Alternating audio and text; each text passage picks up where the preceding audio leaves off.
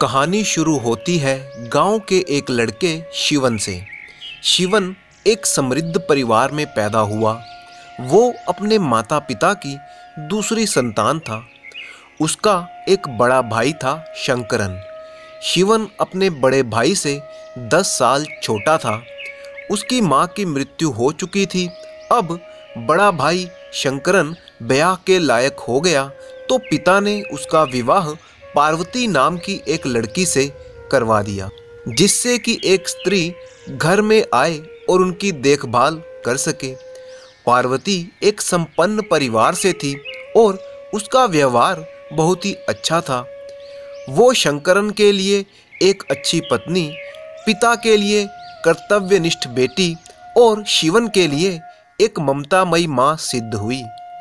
पार्वती शिवन का खास तौर पर ध्यान रखती, हमेशा उसकी पसंद का खाना बनाती और उसकी हर ज़रूरत को ध्यान में रखती थी।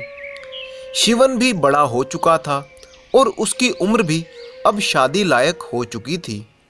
बड़ा भाई और पिता सारा दिन बाहर के कामों में व्यस्त रहते तो पार्वती भी चाहती थी कि घर में उसका साथ देने के लिए कोई औरत हो। तो उसने सोचा कि अब शिवन का विवाह हो जाना चाहिए।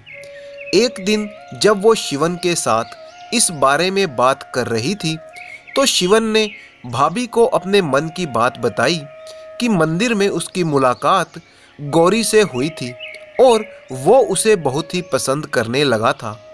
पार्वती ने पता लगाया तो मालूम हुआ कि गौरी भी एक अच्छे परिवार से है और दोनों की जोड़ी भी अच्छी रहेगी। इसीलिए भाभी ने शिवन को सलाह दी कि वो उस लड़की गौरी के सामने शादी का प्रस्ताव रखे। अगले दिन शिवन गौरी के घर गया और उसने गौरी के सामने विवाह करने की इच्छा बताई तो गौरी को आश्चर्य नहीं हुआ। उसने भी शिवन को देखा था और जानती थी कि वो भी एक अच्छे परिवार से है, परंतु फिर भी वो उसके विवाह प्रस्ताव को सीधे स्वीकार करना नहीं चाहती थी। गौरी ने कहा, आशा करती हूँ यदि मैं तुम्हारी परीक्षा लूँ तो तुम्हें बुरा नहीं लगेगा। शिवन को कुछ हैरानी जरूर हुई, परंतु वो इसके लिए राजी हो गया। तब गौरी अंदर से एक थैली लेकर आई और शिवन को देते हुए बोली, इसमें सरसों और तिल के बीज हैं, इन्हें अलग करके तिल के बीज मेरे पास कल लेकर आना। शिवन वो थैली लेकर घर चला गया। वो सोचता रहा कि क्या ये एक मूर्खतापूर्ण परीक्षा नहीं है। वो घर पर पहुंचा तो उसकी भाभी ने पूछा, क्या हुआ शिवन, गौरी से भेंट हुई और ये थैली सी क्या है तुम्हारे हाथ में? शिवन ने सारी बात बताते हुए कहा कि उसकी ये परीक्षा तो बहुत ही कठिन है। अगर मैं पूरी रात जाग कर भी ये काम करूं तो नहीं कर पाऊंगा। अब क्या करूं? पार्वती तुरंत समझ गई कि गौरी एक बहुत ही चतुर लड़की है। वो मुस्कुराती हुई बोली, घबराओ नहीं शिवन, यह कल तक हो जाएगा।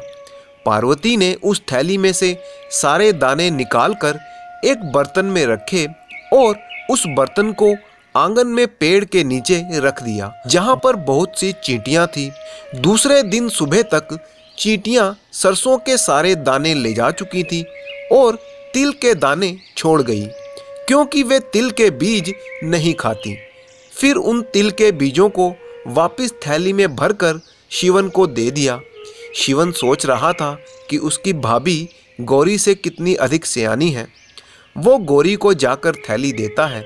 गौरी मुस्कुराती हुई थैली ले लेती है और उसे एक लोटा देती है और बोली, इसमें तुम ओस का पानी जमा करके कल ले आना, ये तुम्हारी दूसरी परीक्षा है। शिवन थोड़ा निराश होकर सोचने लगा कि सरसों और तिल के बीज अलग अलग करना तो फिर भी आसान था, परंतु इतना सारा ओस का पानी मैं कल तक कैसे जमा करूंगा? शायद भाभी कोई उपाय बताए।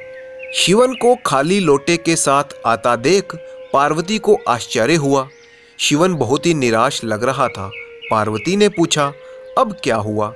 शिवन ने उसे सारी बात बताई तो पार्वती ने उसे हौसला देते हुए कहा, घबराओ मत, मैं कुछ उपाय करती हूँ। शिवन मुंह लटकाए वहां से चला गया। पार्वती ने वहां के धोबियों से मदद मांगने की सोची और उन्हें बुलाकर कहा, आप लोग मेरी मदद कीजिए, अपने सारे कपड़े आधी रात को आंगन में पसार दीजिए, उनमें ओस जमा हो जाएगा तो कपड़ों को निचोड़कर एक बर्तन में ओस जमा कर लेना और कल सुबह लाकर मुझे दे दीजिए। धोबी राजी हो गए और दूसरे दिन ढेर सारा ओस का पानी पार्वती को दे गए।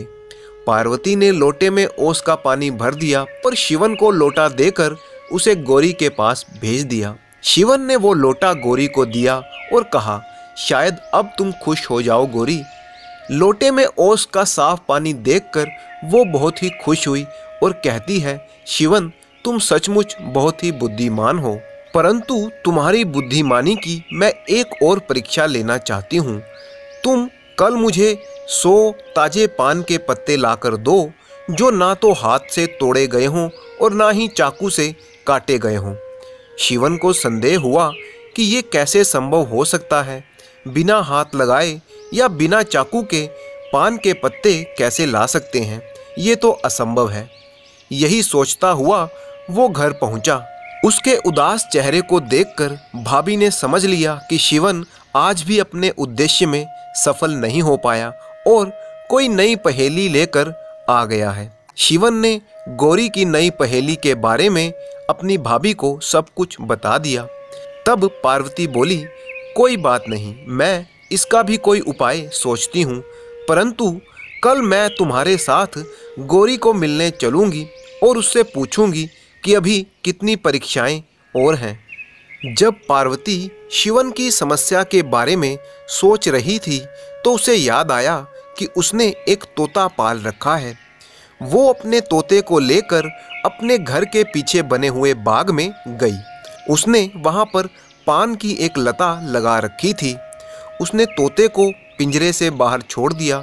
तोता पान के पत्ते को चोंच से काट काट कर गिराने लगा। पार्वती ने 100 से भी ज़्यादा कोमल पत्ते इकट्ठे किए और तोते को फिर से पिंजरे में बंद कर दिया। अगली सुबह वो शिवन के साथ गौरी के घर पहुंची। उसे देखते ही गौरी घबरा गई और उसके आने का कारण समझ गई। वो झेंपती हुई और शर्माती हुई बोली, बड़ी दीदी, मैं तो सिर्फ ये देखना चाहती थी कि शिवन मुझको कितना चाहता है।